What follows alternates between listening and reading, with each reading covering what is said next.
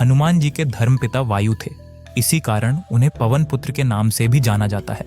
बचपन से ही दिव्यता के साथ उनके अंदर असीमित शक्तियों का भंडार था।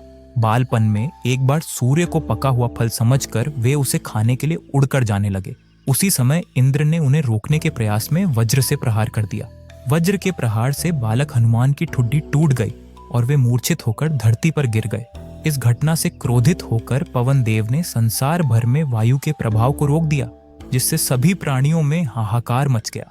पवन देव को शांत करने के लिए अंततः इंद्र ने अपने द्वारा किए गए वज्र के प्रभाव को वापस ले लिया। साथ ही अन्य देवताओं ने बालक हनुमान को कई वरदान भी दिए। हालांकि वज्र के प्रभाव ने हनुमान की ठुड्डी पर कभी न मिटने वाला चिन्ह छोड़ दिया। तदुपरांत जब हनुमान को सूर्य के महाज्ञानी होने का पता चला तो उन्होंने अपने शरीर को बड़ा करके सूर्य की कक्षा में रख दिया और सूर्य से विनती की कि वे उन्हें अपना शिष्य स्वीकार करें। मगर सूर्य ने उनका अनुरोध यह कहकर अस्वीकार कर दिया कि चूंकि वे अपने कर्म स्वरूप सदैव अपने रथ पर भ्रमण करते रहते हैं, अतः हनुमान प्रभावपूर्ण तरीके से शिक्षा ग्रहण नहीं कर पाएंगे। सूर्य देव की बातों से विचलित हुए बिना हनुमान ने अपने शरीर को और बड़ा करके अपना एक पैर पूर्वी छोर पर और दूसरा पैर पश्चिमी छोर पर रखकर पुनः सूर्य देव से विनती की। अंततः हनुमान की दृढ़ता से प्रसन्न होकर सूर्य ने उन्हें अपना शिष्य स्वीकार कर लिया। तदोपरांत हनुमान ने सूर्य देव के साथ निरंतर भ्रमण करते हुए अपनी शिक्षा ग्रहण की। शिक्षा पूर्ण होने के उपरांत हनुमान ने सूर्य देव से गुरु दक्षिणा लेने का आग्रह किया, परंतु सूर्य देव ने यह कहकर मना कर दिया कि तुम जैसे समर्पित शिष्य को शिक्षा प्रदान करने में जो आनंद की अनुभूति हुई है वह किसी गुरु दक्षिणा से कम नहीं है। हनुमान के पुनः आग्रह करने पर सूर्य देव ने गुरु दक्षिणा स्वरूप उन्हें सुग्रीव धर्मपुत्र सूर्य की सहायता करने की आज्ञा दी।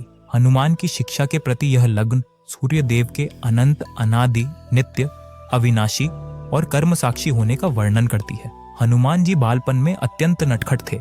वे अपने इस स्वभाव से साधु संतों को सताया करते थे। वे अक्सर उनकी पूजा सामग्री और अन्य वस्तुओं को छीन झपट लिया करते थे। उनके इस नटखट स्वभाव से रुष्ट होकर साधुओं ने उन्हें उनकी शक्तियों को भूल जाने का एक लघु शाप दे दिया। इस शाप के प्रभाव से हनुमान अपनी सभी शक्तियों को अस्थायी रूप से भूल जाते थे और केवल किसी अन्य के स्मरण कराने पर ही उन्हें अपनी असीमित शक्तियों का स्मरण होता था। ऐसा माना जाता है कि यदि हनुमान शाप रहित होते तो रामायण में राम रावण युद्ध का स्वरूप भिन्न होता। कदाचित वे स्वयं ही रावण सहित संपूर्ण लंका को समाप्त कर देते। हनुमान जी का जीवन हमें सिखाता है कि शक्ति, ज्ञान और निष्ठा का सही उपयोग ही महानता की पहचान है।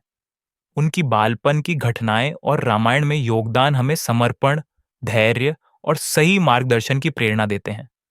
अगर आपको यह वीडियो पसंद आई हो तो इसे लाइक करें, अपने विचार कमेंट में साझा करें और चैनल को सब्सक्राइब करना ना भूलें। जय श्री राम, जय बजरंगबली।